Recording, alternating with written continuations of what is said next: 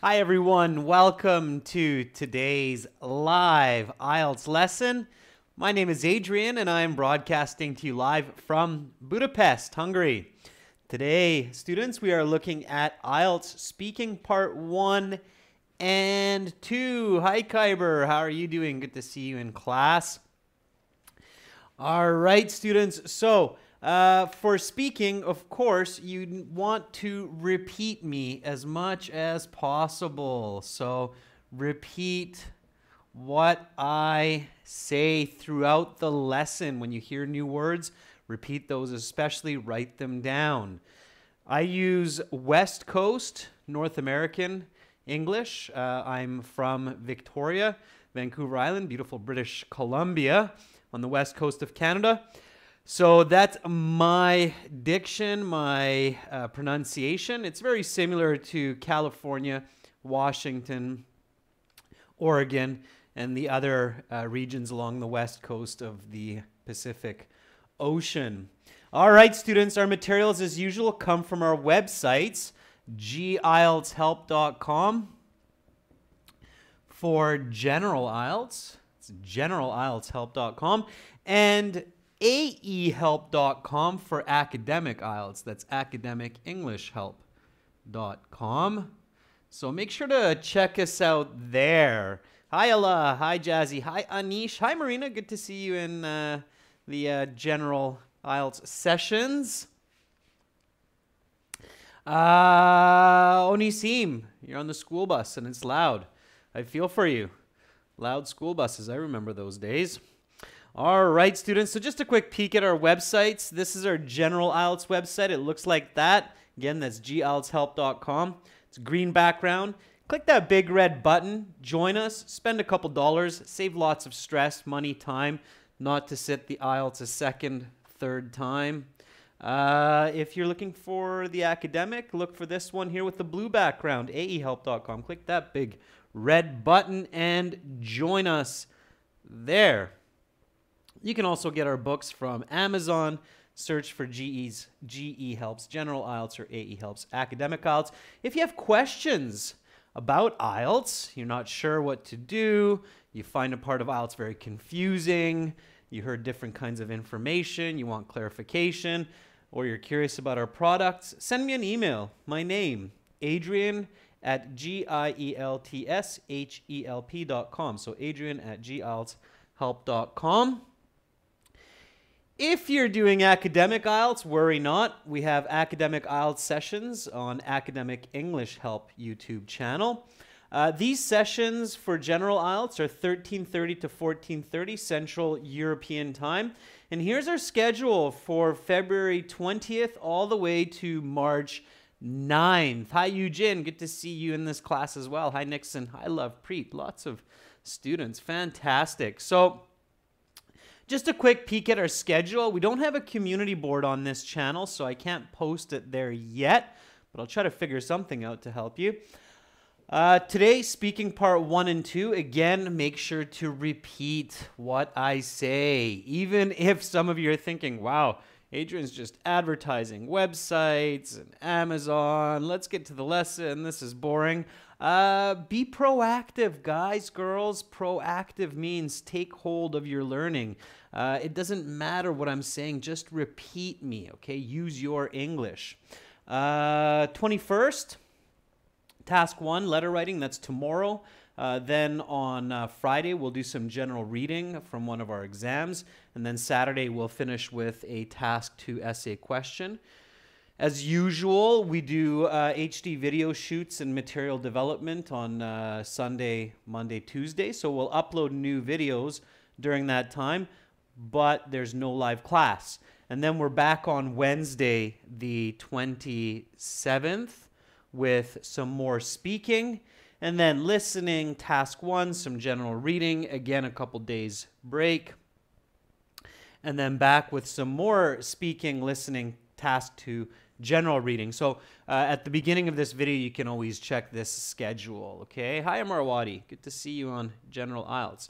All right, students, let's get to our speaking section. So IELTS speaking, it takes about 10 to 12 minutes, all right? go to your exam early, okay, about 1 hour before your speaking starts. Here's an interesting question. How long does the brain need in the morning? How many hours does your brain need to reach the maximum level of performance? It's an interesting question when you're getting ready for an exam, like a speaking exam. Okay, so my major was psychology in university, so I studied a lot of these interesting points. So I know the answer to this one. I'm wondering if any of you can guess. So when you wake up, let's say you wake up at 8 o'clock in the morning or 7 o'clock in the morning, how long before your brain reaches a maximum level of operation? So Marina says 2 hours. Maura says 1 hour, maybe? Perhaps? Any other guesses? There's no wrong answer here, students. Just guess away. There is logic to why I'm asking you this question at the beginning here. So the human brain, the average human brain, of course there's differences, but the average human brain, adult brain, children it's different of course, needs about 3 hours from waking up in the morning to reach its maximum function in the day. Keep that in mind. Usman says 5 hours. It's 3 hours, students. It's usually 3 hours, okay? So, interesting fact, big companies like large banks and large international corporations love to do their meetings, important meetings, at around 10 to 11 a.m. in the morning, just before lunch. There is a reason for this. They know that most of their employees have their highest level of brain function at around 10 to 11 a.m. in the morning. Because a lot of people wake up at 6:30, 7 in the morning, they eat their breakfast, they get going, they drive to work, they get into their work mode, and at around 10 o'clock, 11 o'clock, that's when they have the best ideas, they're the most attentive, so companies, managers love to do meetings at that time because those yield the highest results. This is research, ladies and gents. So companies know this and therefore hold their meetings,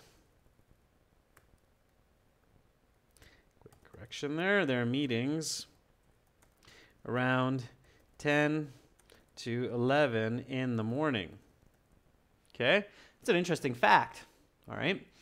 So why am I telling you this? You're probably going, okay, Adrian, so what's up? Why are you saying all of this?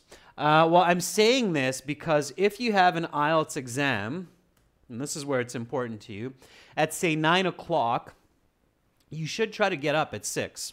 And some of you might think, oh, that's early for me. I don't like to get up before 7 or 8 o'clock. But if you have an IELTS exam at 9, it's a good idea to wake up at 6. Okay? Because by 9 o'clock, that's when your brain will be the fastest. It will be computing the fastest. And it can make a difference of 0.5 band in your overall score. So if you have an IELTS at 9 a.m., you should get out of bed no later than 6 a.m. And if it's an early one, so if you have an early time, like an 8:30 in the morning IELTS speaking interview, you should get up at 5:30, as crazy as that sounds, okay? All right, students, so you go to your exam center, you feel great, you feel confident. What is the best remedy for not feeling nervous? So a lot of students feel nervous when they go into their IELTS speaking. What's the best solution for not feeling nervous?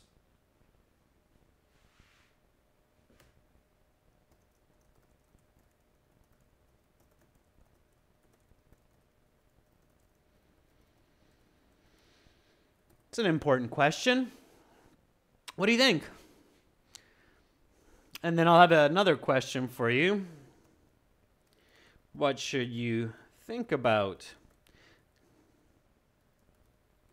to avoid feeling nervous? It's my second question. Let's see. Aha, Ali Al-Hadi, clever man. Yes, absolutely. Be prepared. Yeah. Marina, definitely get good sleep before you go for the IELTS. Sleep, water, good food, energy is very important for your performance. But definitely, Ali, you have the right answer. You need to be prepared. So you must feel that you are prepared. All right?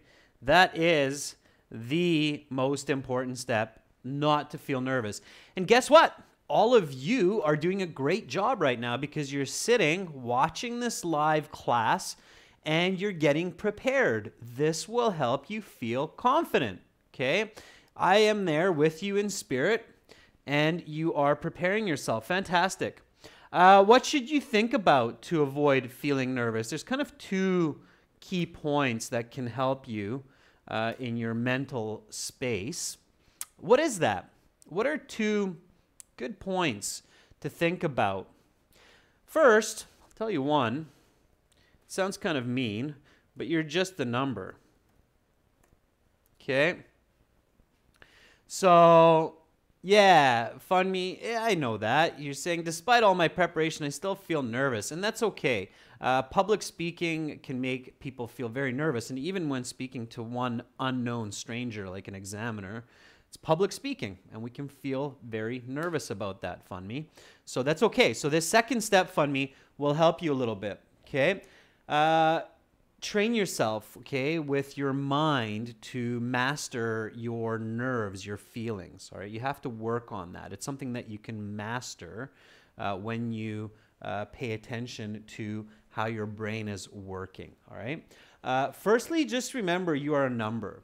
We're humans and we like to think that we're all very special and everybody's paying attention to us, to the way I'm speaking, to my language, to the words I'm using, to the mistakes I'm making. Oh no, I made a mistake. Everybody is going to point and laugh. Ha ha ha, look at Adrian, he's making mistakes. How funny. Just imagine when I make a spelling mistake in a live class in front of 1,000 students. Yeah, I don't care. It's part of the deal. It's part of the package, okay? So you're just a number. The examiner sees many students each day. You're probably not the worst. You're probably not the best.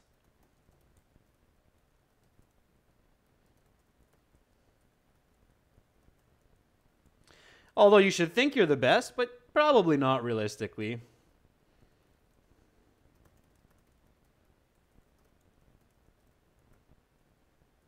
Okay? They won't remember you. Okay? They just remember you for the time that you're there. You're just a number. You have an IELTS candidate number. They match that. They look at you. They match your passport to you. And that's it. Okay? You're just a number. Don't worry about it. Just do your best. You can't learn English in 30 minutes before your speaking interview. So you have everything up here. You're ready. You're prepared. Just go do it. Okay? That's right, Pachu. Everybody's just there to do their job. You're there to do your job. The examiner is there to do their job. All right? The other one is think about the examiner and visualize this. Okay? And I've said this many times, but always new students, and it's a really good piece of advice to remember. Visualize that the examiner is your grandfather or grandmother. Okay? It means they like you. Be respectful. Speak in full sentences. And give complete information.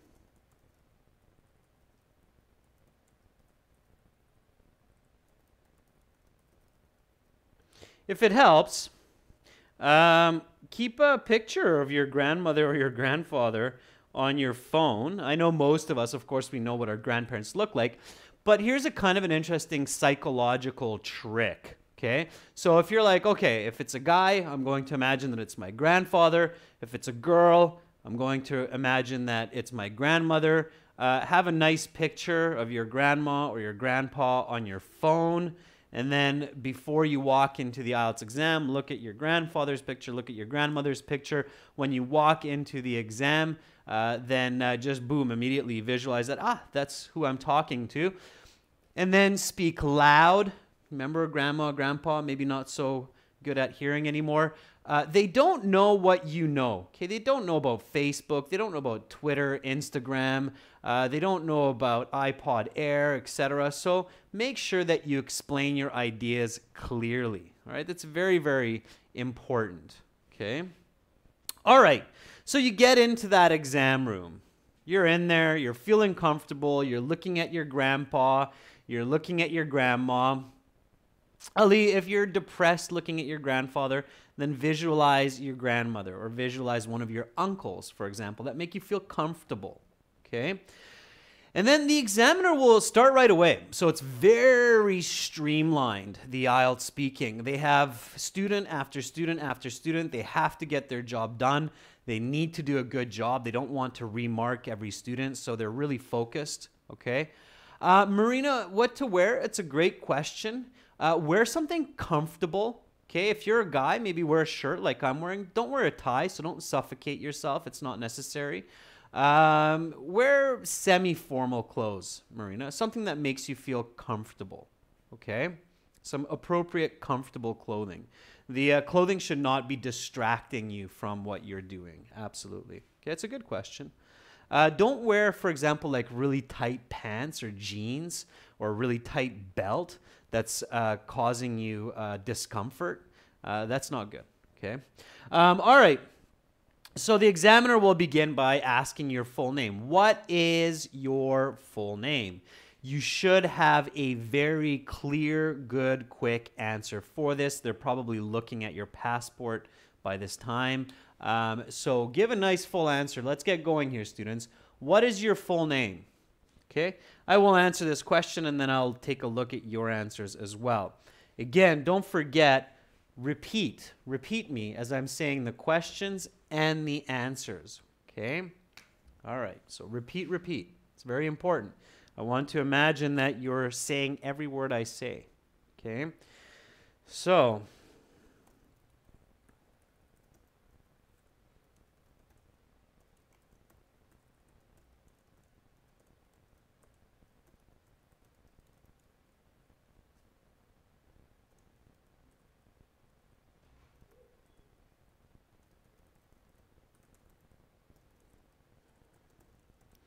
please just call me John. If you don't say, please just call me, they usually will ask you, what would you like me to call you? Okay, so you might as well answer that. Get the fluency going, all right? Nima Naruzi says, my full name is Nima Naruzi. Please call me Nima. Sure, that's great, Nima. Yeah, just something nice, simple, quick. It doesn't have to be complex. Ali says, my name is Ali Abdel Hadi. You can call me Ali. Not you call me Ali. That's awkward English. It's incorrect, Ali. So you can. The can is important there, Ali. Okay. Amar says, oh, my first name is Amar and my last name is Wadi. Please call me Amar.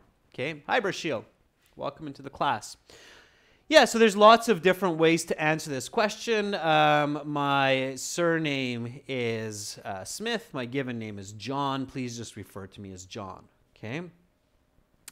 Harminder, a little nice vocabulary, nice touch there. Harminder says, my full name is Harminder Singh, albeit you can call me by my given name, Harminder. Harminder, I might even go a little bit different. I might say, albeit you can call me by my nickname, Harmin. I just gave you that nickname, Harminder. Don't take offense. But if you say albeit, it's kind of like in the context or in here, in this situation. Okay? So that's a good word to follow up with your nickname, the albeit. Okay? All right. Good job there. So then they'll ask you a couple more questions as icebreakers to get you going. Let's do one of these. Who do you live with? Okay? Answer this question for me. Nice, clear, full sentence. You're not chit-chatting with your buddy or your friend in a coffee shop, because if you were, you'd just probably say something like, I live with my folks. But on IELTS, that's not enough. It's not enough just to say, I live with my folks. All right? You need to have more clarity, more description. No worries, Ali. That's why I'm here. Okay. Gray Darker says, hi, everyone. My name is Wal Ayadi Whale. I'm 19 years old, and I'm a graphic designer. Good for you, Gray Darker. Absolutely. That would be a nice answer, by the way, to that first question.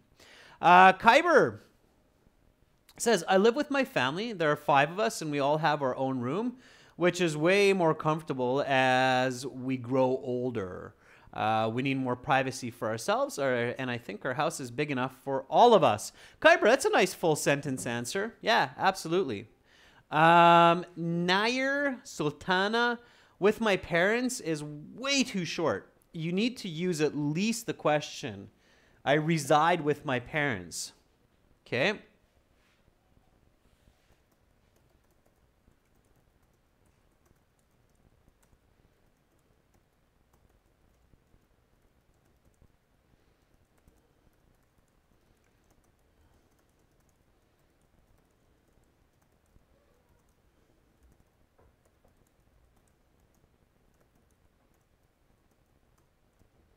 All right, so there's an answer. This would be mine. Currently, I reside in a 2-bedroom apartment in the heart of Budapest and live with my wife and 3-year-old daughter, Sabella. Okay, so again, repeat after me. Currently, I reside in a 2-bedroom apartment in the heart of Budapest and live with my wife and 3-year-old daughter, Sabella. Of course, that's for me. That's my daughter's name. Notice how I'm paraphrasing here. So I'm using the word reside to replace the word live, okay? If you have that kind of vocabulary and you can use it correctly, do so. You'll get some more marks, all right? Amar says, oh, I live with my small family in a small apartment in our hometown of Damietta. Maybe I'm not pronouncing that right, Amar, but that's a good answer.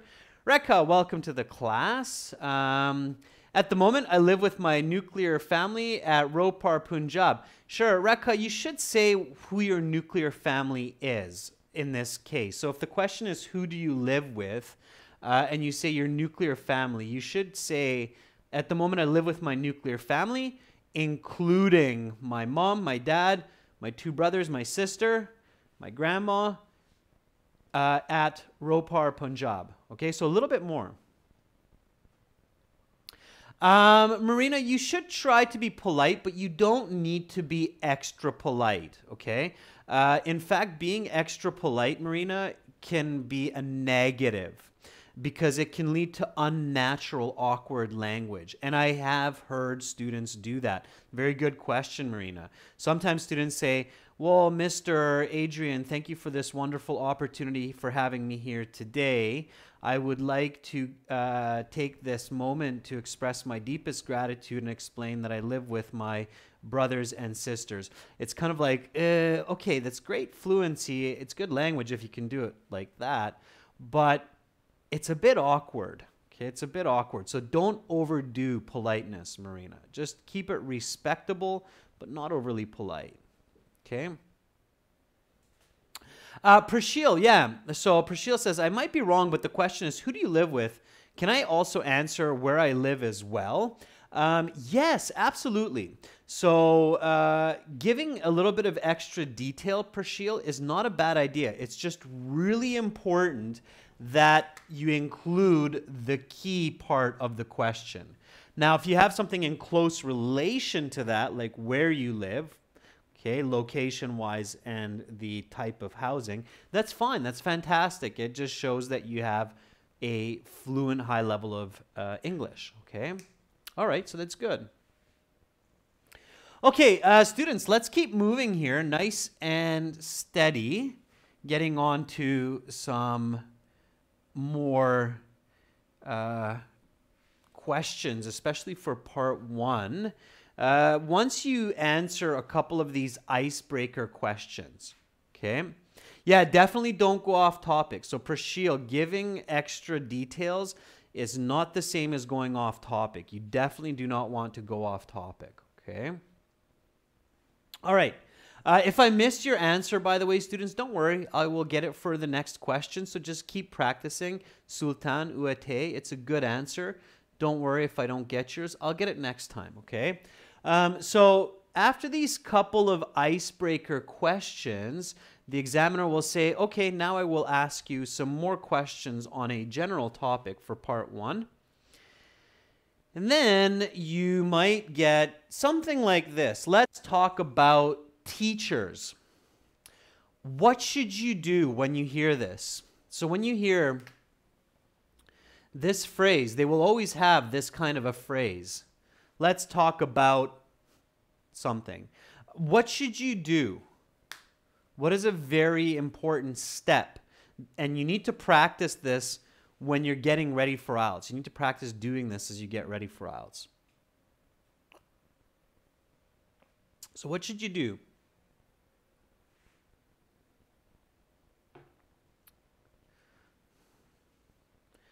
Thank you, AJ.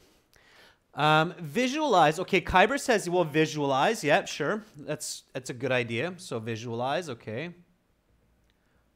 Absolutely. So start picturing teachers.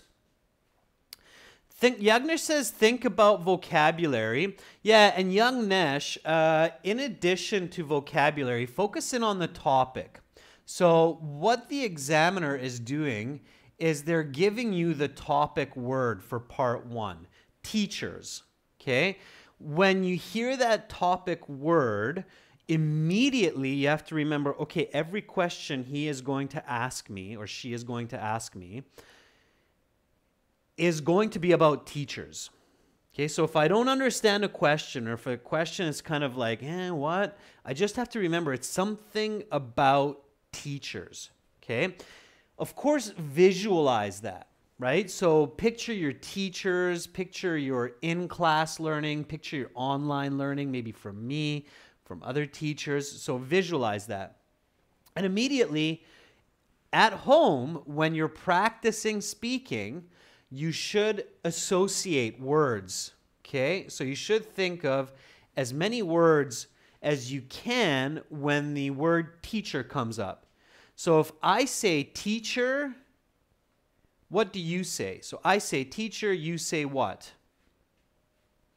Maybe you'll say college or school like Rekha, right?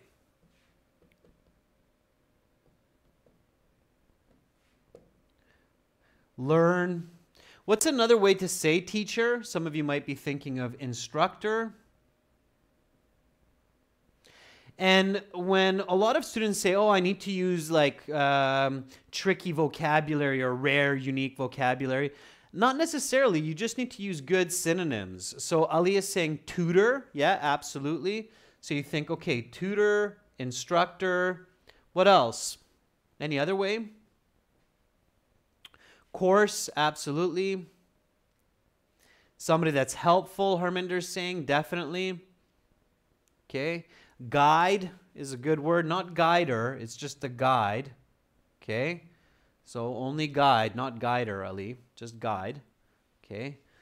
Guide, professor. Coach. Okay. Could be another one as well.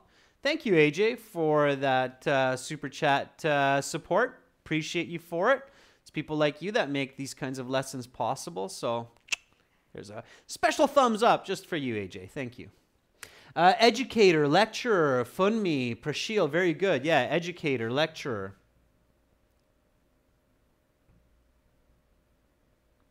Yeah, very good. So lots of different ways to say teacher, right? So when you're being asked these questions, the more ways that you use the word teacher in your responses, the better your band score is going to be. You don't have to use very tricky vocabulary. You just have to use a good range of vocabulary, and that will show your lexical resource. All right? Okay, so good. So remember, focus on that topic. When you're practicing for IELTS, use association right away. When the examiner says, let's talk about teachers, your brain should go, aha, instructors, professors, tutors, guides, coaches, lecturers, Okay, so as many as you can remember. It's fantastic. Okay, good job, students. Good job on that. So focus in on the topic. Don't get lost, okay? Just stay calm, stay focused. Keep remembering the topic. As soon as you feel like, oh, I didn't understand that question, think about what could that mean with this topic of teachers. Okay, so let's answer these together, all right? These part 1 questions. Remember the target of good answers. The key to good answers is answer, explain, example, okay? That's what you need to do. Answer, explain, example. 1 sentence for each or even combination, all right? Here we go. So, first question. Who was your favorite teacher? Okay? Who was your favorite teacher? Or who is your favorite teacher? Might be another way to ask it. Or who was your favorite teacher? I'm giving you a hint about using the past tense. Give me an answer for that. Okay, give me a nice full sentence answer. Now, students, you don't have to remember your favorite teacher for real. Just make one up. Okay? So I'm going to give an answer while you're thinking about yours.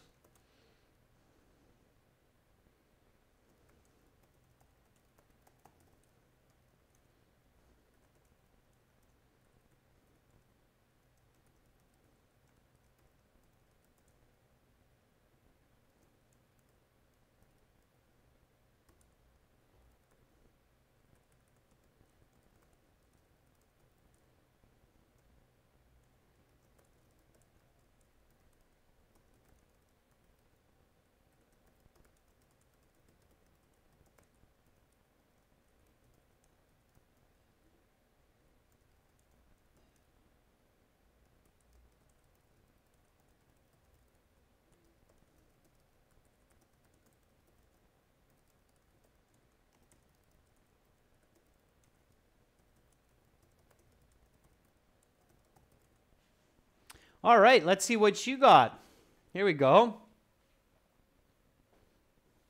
Sultan, send me an email, okay? Sultan Noate, send me an email. The email's at the beginning of this video, and I'll help you with that question, okay? Amar says, oh, my favorite teacher was Dr. Raef. He was an English trainer and taught me a lot of grammar and strategies for the English language. It's a good start, Amar. I might even throw a little bit more in there. Like, as a result, I'm very confident when I travel, like when I went to the UK last week, okay, and communicate with others. So just maybe a little bit of how you apply what you've learned from your favorite teacher. But otherwise, it's a very good answer, Amar, so it's great. Yagnesh says, my favorite teacher's name is Vijay, who taught me math in secondary school. He is my all-time favorite because he makes math easy for me, which otherwise I find a very difficult subject. Notice my corrections there, Yagnesh. Careful not to use the double past tense, was taught, okay? Just taught me, because he's active in the sentence, obviously, your teacher. So it's an active voice, so careful, Yagnesh, with the grammar. Kyber says, one of my favorite teachers is Adrian, who lives in Hungary, Budapest, and does broadcasting of live IELTS classes. He has helped me to prepare for this exam, and I feel much more confident. Kyber, clever. Yeah, might as well use me. Why not? Okay. Thank you. Hamza says, let me just get back to Hamza's comment. Give me a moment here. Hamza says, my greatest teacher was Sharon. You don't need greatest Fav teacher, Hamza. Just my greatest teacher was Sharon years and years ago when I was in grade 5. We had a lot of fun and an amazing time with her, especially in the morning when we did exercises. Very good, Hamza. Very visual. It's a nice answer. Okay? Good for you. All right, let's take one more. Let's take Prashil Balusu. A good tutor is always an asset to possess. And for me, I had a badminton coach in my school who was very helpful both in my personal and athletic life, not professional life, Brashil, athletic life. What was his name? Why was he so good? A little bit more, stay a little bit more targeting the question, okay? Don't generalize the question, okay? Sometimes students do that, and don't do that for any question. So don't generalize questions. So it's not good, okay? It's not a good way to answer questions.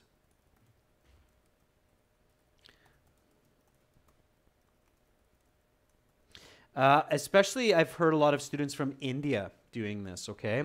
I don't know if it's because of the teaching that's going on there for IELTS, but in most parts of the world, I've never done IELTS in India, but in Europe, North America, it's not a good strategy to generalize your answers. So, for instance, who was your favorite teacher? If you start by, well, I've had many teachers throughout my life, it's very important to have good teachers that people like. It's generalizing the question, and it's not good, okay? The examiner will probably interrupt you if you do that, all right? So careful with it. Okay, here's my answer. Repeat after me. My most beloved teacher was Miss Jenkins, who taught me art in grade 8. Not only was she super intelligent and talented, but she was also very kind to me and helped me develop my painting skills greatly. I have loved oil painting ever since. Okay? Notice it looks simple, but it's not. Okay, this is a fairly complex answer. Notice my paraphrasing. Instead of favorite, most beloved teacher. Notice the adjective clause, who taught me art in grade 8. Okay, use adjective clauses, who did this, which did that. Okay. Notice the use of correlative conjunction. Not only was she super intelligent and talented, but she was also. So notice the not only, but also coming in there. Okay, pushing up that band score to a higher and higher band score. Right. Helped me develop my painting skills greatly. So I explain some achievement there, and then I finish it off with a present perfect. I have loved oil painting ever since.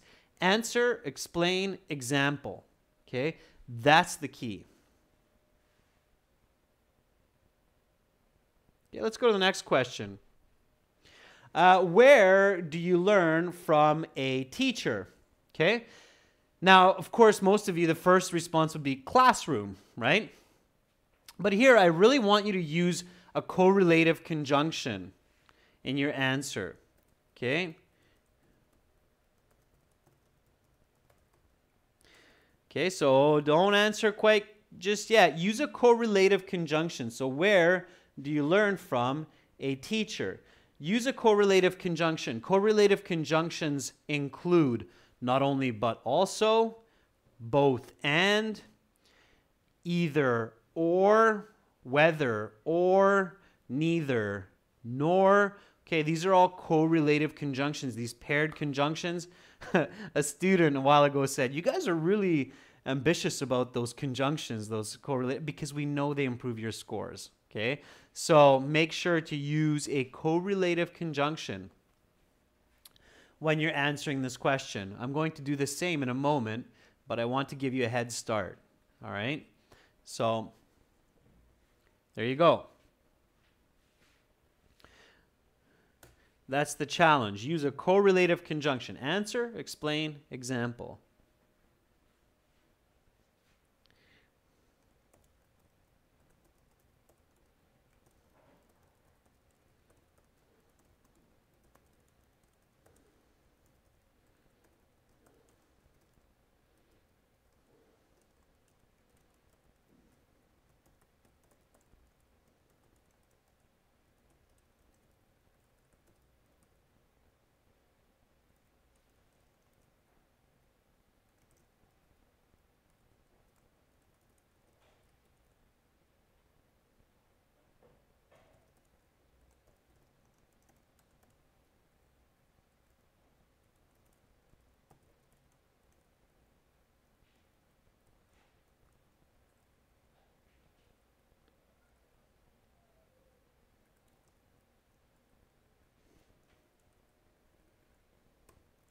Okay, let's see what you have so far.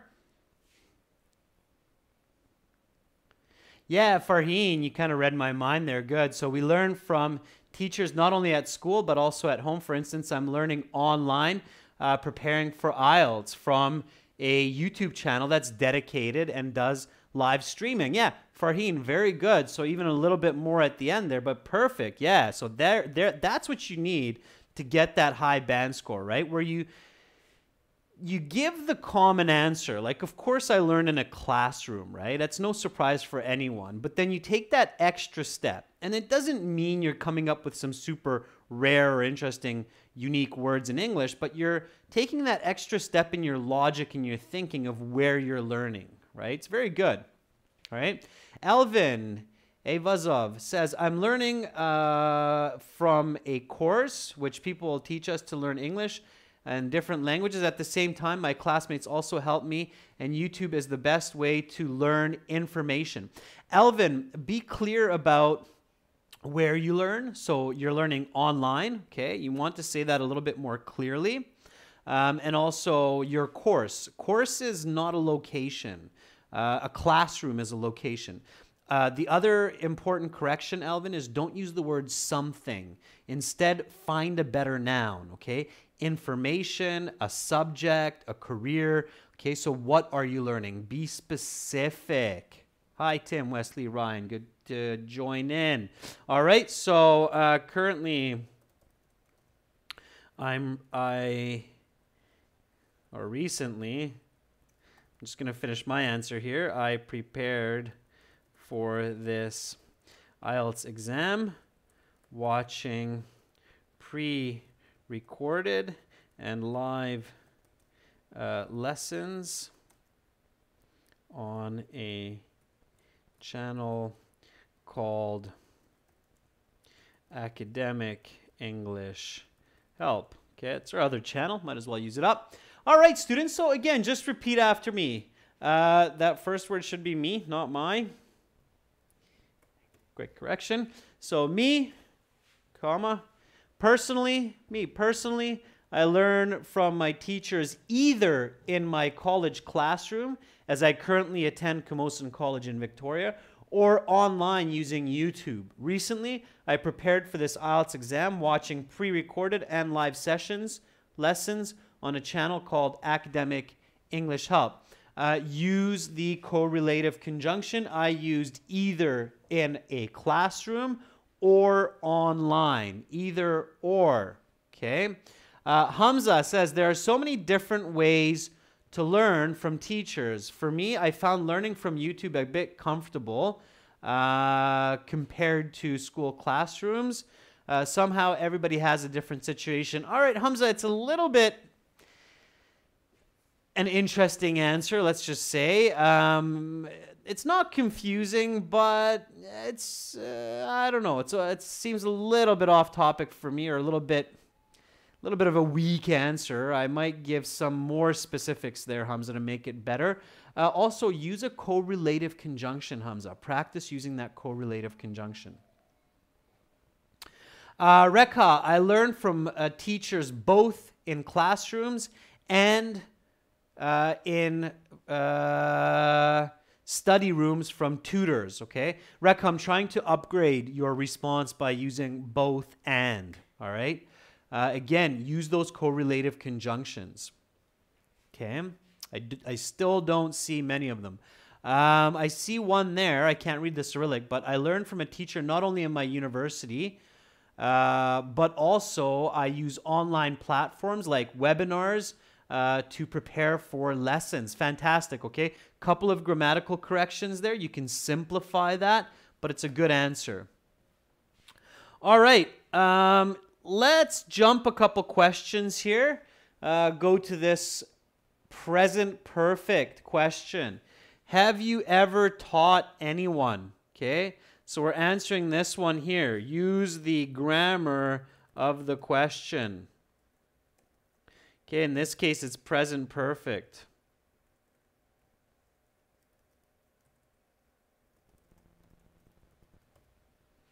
All right, you should always reflect the grammar of the question.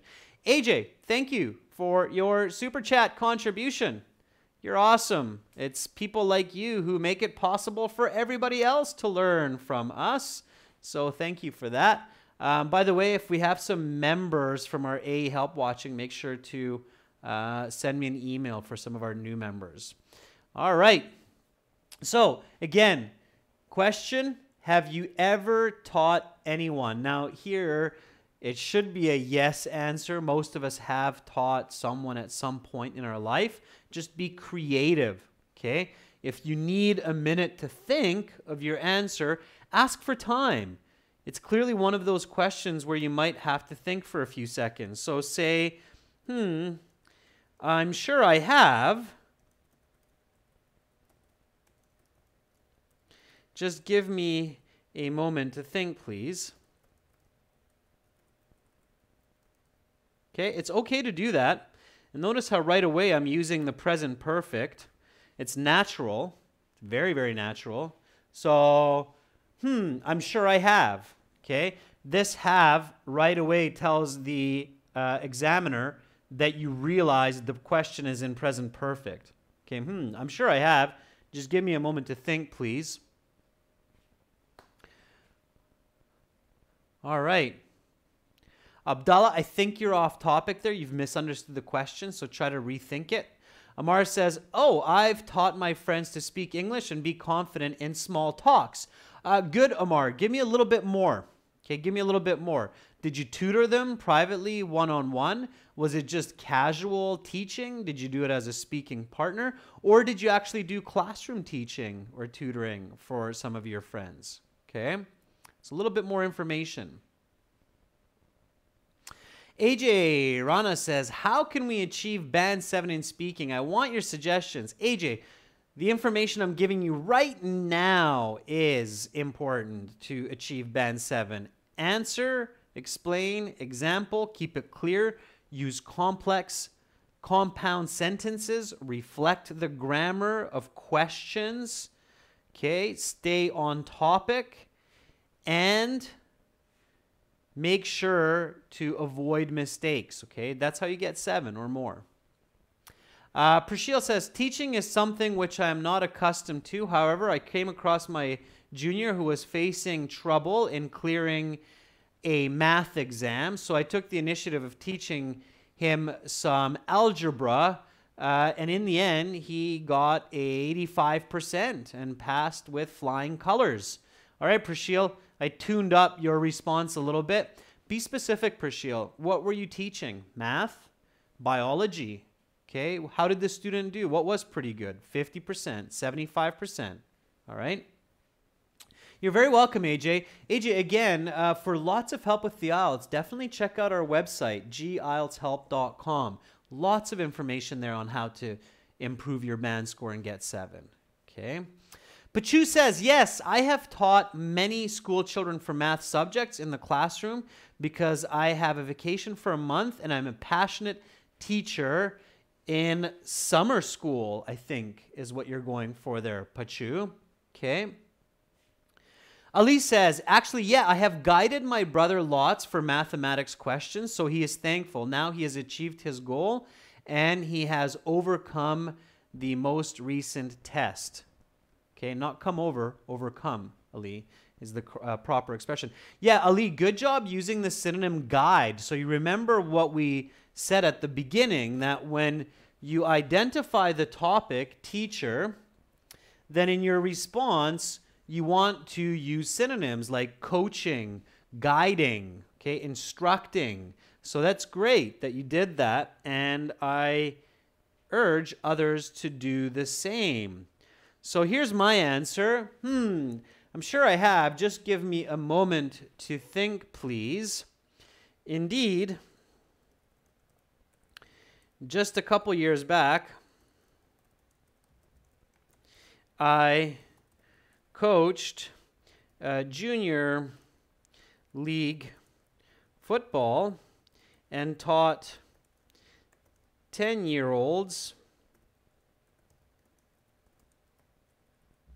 children to pass and shoot the ball better than they have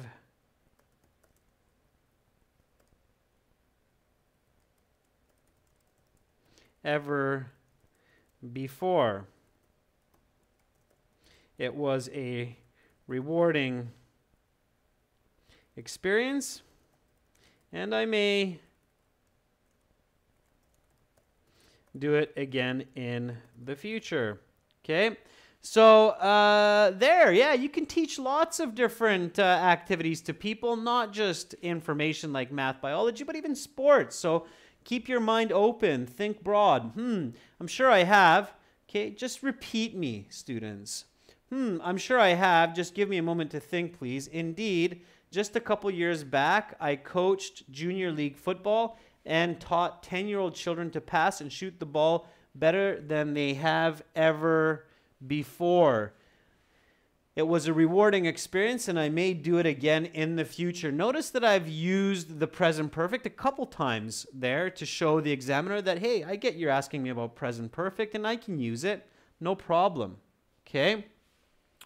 All right, students, and then you will eventually, after about 4 or 5 minutes of part 1 and the introductions, you'll get to part 2, okay?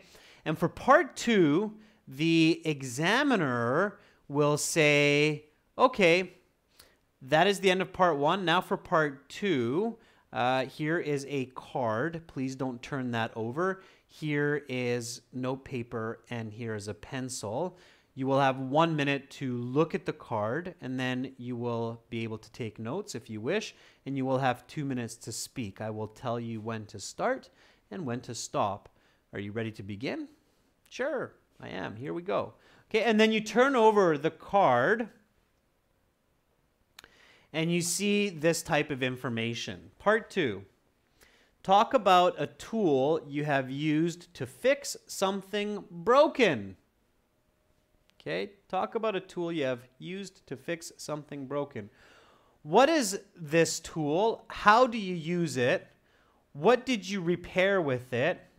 How does this tool and the item you fixed help you? You will have 1 to 2 minutes to talk about this topic. You will have 1 minute to prepare what you are going to say. Students, this part 2 question, I'm going to leave it for you for homework, okay? You can come back to this video anytime. It will be uploaded on the YouTube channel. You can record your answer on your mobile phone or on your PC and send it to me. Send it to me as an MP3. My email address, and some of you had some other questions as well, just send it to me. Send your recordings to me. Send your questions to me.